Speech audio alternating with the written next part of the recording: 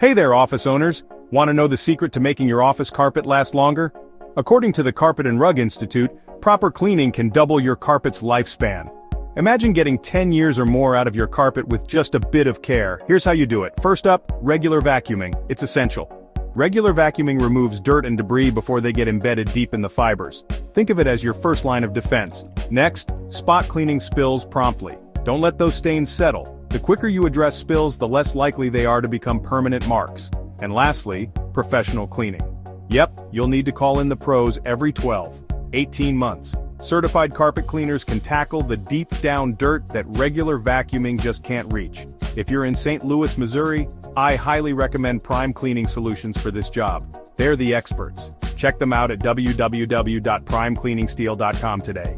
Taking these steps will help you keep your office looking fresh and professional. Plus, it'll save you money in the long run. So remember, vacuum regularly, tackle spills quickly, and get professional deep cleaning every year or so. Your office carpet will thank you. Catch you next time.